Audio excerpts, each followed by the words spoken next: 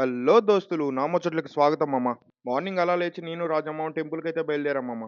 ఇంక గట్టువారిపల్లి మధ్యలో భరతన ఇలా వర్క్ చేపిస్తూ కనిపించాడు. ఈ మామిడి కట్లన్నీ అయితే టింబర్‌కైతే వెళ్తాయి మామ. ఇంక అక్కడి నుంచి బయలుదేరి తూర్పుపల్లికైతే వచ్చామమ్మ. మా ఫ్రెండ్‌ని పిక్ చేసుకొని గుడికెళ్దామని. మా వాడు మాత్రం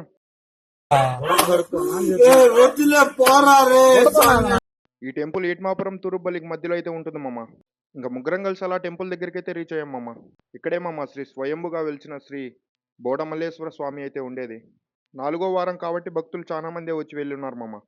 ఇంకలా ప్రదర్శన చేసి దర్శనానికైతే వెళ్ళున్నాం. అక్కడి పూజారి వచ్చాక అర్చన అయన్నీ చేపించుకొని కూర్చోనున్నాం మామ.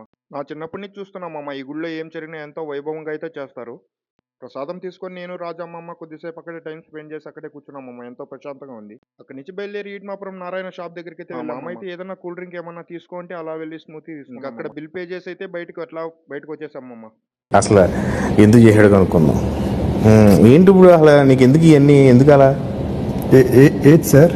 అదే ఏదైనా సరే లైక్ చేయమమ్మా, షేర్ చేయి, సబ్స్క్రైబ్ చేయి, సపోర్ట్